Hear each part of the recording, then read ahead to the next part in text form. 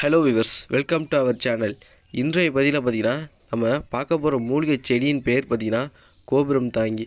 இந்த கோபுரம் தாங்கியின் உயிரியல் பெயர் அப்படின்னு எடுத்துக்கிட்டோம்னா ஆண்ட்ரோக்ராசிஸ் எக்யோடைஸ். இது பார்த்திங்கன்னா ஒரு முக்கியமான மூலிகை தாவரங்களில் ஒன்றாகும். இந்த மூலிகை தாவரம் பார்த்திங்கன்னா தமிழ்நாட்டில் அழிஞ்சு வரும் தாவர இனமாக கருதப்படுங்க. இது அதிக அளவு பாறை இடுக்குகளிலும் உடைந்த சுவர்களிலும் இல்லை மலை போன்ற பாறைகள்லையும் பார்த்திங்கன்னா இது அதிக அளவு காணப்படும். இது எதற்கு இந்த மூலிகைக்கு கோபுரம் தாங்கி நம் முன்னோர்கள் பேர் வச்சா பார்த்திங்கன்னா, நம் முன்னோர்கள் கூறியவாறு நம் உள்ளம் ஒரு கோயில், இந்த கூனுடல் ஒரு ஆலயம் நம்ம முன்னோர்கள் சொல்லியிருக்காங்க. இந்த கோபுரம் போன்ற நம் உடலை தாங்கக்கூடிய வலிமை வாய்ந்த சக்தி வாய்ந்த ஒரு மூலிகை செடினா அது இந்த கோபுரம் தாங்கிய இதற்கு பெயர் சூட்டப்பட்டுள்ளது. இந்த கோபுரம் போன்ற உடலில் ஏற்படக்கூடிய 81 வகையான நோய்களை குணப்படுத்த சக்தி இந்த கோபுரம் தாங்கிக்கு உண்டுங்க.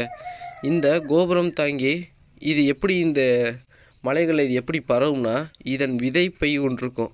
இந்த விதைப்பையில் நீர் பட்டவுடன் இது வெடித்து பரவும் தன்மை கொண்டதுங்க. இந்த கோபுரம் தாங்கியின் மருத்துவ பயன்கள் பார்த்திங்கன்னா, சிறுநீரகங்களை அகற்றக்கூடியது, நமது உடலில் தேவையற்ற கொழுப்புகளை சுத்தம் செய்து இரத்த ஓட்டத்தை நரம்புகளை சீராக பாய வச்சு நம்ம உடலை நரம்புகளையும் வலுப்படுத்தக்கூடிய தன்மை இந்த கோபுரம் தாங்கி உண்டுங்க. இந்த காலத்தில் சரி இல்லை எப்போவுமே சரி, இந்த சிறுநீரக கல்லுங்கிறது பெரியவர்கள் முதல் சிறியவர்களை அதிக அளவு இன்றைக்கு காணப்படுது. இதற்கு காரணம் நம்ம சிறுநீரகம் வெளியேறும் உணரும் போது நம்ம அதை அடக்கி கொள்றதுனால பார்த்திங்கன்னா நம்ம சிறுநீரகத்தில் கல் ஏற்படுது. இதுக்கு மற்றொரு முக்கிய காரணம் பார்த்திங்கன்னா, நம்ம தேவைக்கு ஏற்ப நீர் அருந்தாதாங்க. நம்ம உடலில் நீரோட சக்தி 80 அளவு நமக்கு நீர் இருக்குது. இந்த நீரோட தன்மை நமக்கு வற்றும் பொழுது நம்ம உடலில் நீர் தேவைப்படுது. ஆனால் இந்த காலத்தில் யாரும் நீர் அதிக அளவுக்கு குடிக்கிறதில்ல. இப்போ நம்ம ஸ்கூல் பசங்களுக்கே வாட்டர் பாட்டிலில் தண்ணீர் கொடுத்து விட்டாலும் நம்ம என்ன சொல்லி அனுப்புகிறோம்னா, வெளியிடங்களில் நம்ம தண்ணீர் குடிக்கக்கூடாது, ஏன்னா சளி பிடிச்சிக்கிறோம் அப்படிங்கிற ஒரு காரணத்தை சொல்லி அனுப்புகிறோம். நம்ம கொடுக்குறது என்னவோ ஒரு 1/4 லிட்டரோ இல்லை 1/2 லிட்டரோ இல்லை மிஞ்சி போனால் 1 லிட்டர் வாட்டர் பாட்டிலில் நம்ம தண்ணி கொடுத்துறோம்.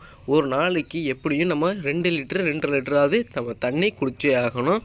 ஆனால் நம்ம என்ன பண்ணுறோம், 1/2 லிட்டர் இல்லை 1 லிட்டர் வாட்டர் பாட்டில் நம்ம கொடுக்கும்போது அந்த குழந்தைங்க பார்த்திங்கன்னா அதில் கை கழுவுறாங்க இல்லை ஏதோ பண்ணுறாங்க. அது மதிய வேளையிலே முடிஞ்சாலும் நமக்கு தண்ணீர் தாகம் ஏற்படும் போது அந்த தண்ணீர் தாகத்தோடு இருந்து கொண்டு எங்கேயும் குடிக்கக்கூடாது, அம்மா சொன்னாங்க குடிக்கக்கூடாதுன்னு இருந்து கொண்டு நம்ம வீட்டுக்கு வந்ததுக்கப்புறம் தான் தண்ணீரை குடிக்கிறாங்க. இது போன்றனாலையும் இந்த சிறுநீரகத்தில் அதிக அளவு கல் ஏற்பட ஒரு அதிக வாய்ப்பு உள்ளதுங்க.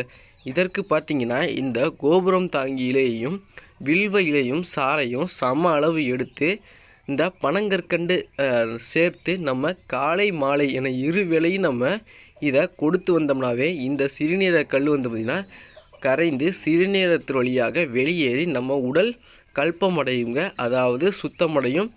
அது மட்டும் இல்லாமல் நம் உடலில் தேவையற்ற கழிவுகள் எங்கெங்கே இருக்கோ, அதாவது கொழுப்பு கழிவுகள் இதெல்லாம் பார்த்திங்கன்னா கரைஞ்சு சிறுநீரகம் மூலம் வெளியேறி நமது உடலுக்கு தேவையான இரத்தத்தை நல்லா சீராக பாய்ச்சக்கூடிய இதயத்துக்கு இரத்த ஓட்டம் அதிகப்படுங்க. அதனால் நமக்கு உடல் நல்லா வலுவடையும், நரம்புகள் பார்த்திங்கன்னா வலுப்பெறும். அதனால் பார்த்திங்கன்னா இதய நோய்கள் அதாவது அடைப்புகளை பார்த்திங்கன்னா ஏற்படாமல் தடுக்கக்கூடியதுங்க. அதுக்கப்புறம் இந்த கோபுரம் தாங்கி இலையையும் கொட்டக்கிரந்தி இலையையும் சம அளவு எடுத்து ஒரு 1/2 லிட்டர் தண்ணியில் விட்டு நல்லா காய்ச்சி குடித்து வர பார்த்திங்கன்னா உடல் பார்த்திங்கன்னா நல்லா வலுவடையுங்க. அதுக்கப்புறம் இந்த கோபுரம் தாங்கியின் சித்த மருத்துவத்தில் பார்த்திங்கன்னா இந்த தலைப்பொடுகு, முடி உதிர்தல், தலை சூடு, தலைக்கு பார்த்திங்கன்னா புழுவெட்டு, இது போன்றதுக்கு பார்த்திங்கன்னா இது போன்று ஏற்படுவதற்கு முக்கிய காரணம்னு பார்த்திங்கன்னா நம்ம உடல் வெப்பநிலை தாங்க. நம்ம உடலில் முடி கொட்டுவதற்கு பார்த்திங்கன்னா இந்த சூடு பிரச்சனை இருக்கிறனால தான் இந்த முடி உதிர்தல் அதிக அளவு ஏற்படும். தலை பொடுகு பார்த்திங்கன்னா இந்த தூசி இது போன்றதுனால நம்ம தலை சரிவர நல்லா தேய்த்து குளிக்காதனால நமக்கு இந்த பொடுகு பிரச்சனை இருக்குங்க. இதற்கு பார்த்திங்கன்னா இந்த கோபுரம் தாங்கி இலையையும் சம அளவு நல்லெண்ணுடன் காய்ச்சி அதை நம்ம பயன்படுத்தும் போது பார்த்திங்கன்னா நமக்கு இந்த முடி உதிர்தல், தலையில் உள்ள சூடு இது போன்றெல்லாம் நம்ம உடலை விட்டு நீங்கி நம்ம உடல் குளிர்ச்சி அடையுங்க. குளிர்ச்சி அடைந்த காரணத்தினாலேயே நமக்கு முடி வளரும் தன்மை அதிகமாக இருக்கும். முடி உதிர்தல் பிரச்சனையும் குறையுங்க. அதுக்கப்புறம் பார்த்திங்கன்னா இதை நம்ம தைலமாகவும் நம்ம இதை பயன்படுத்துவது ரொம்ப சிறப்புங்க.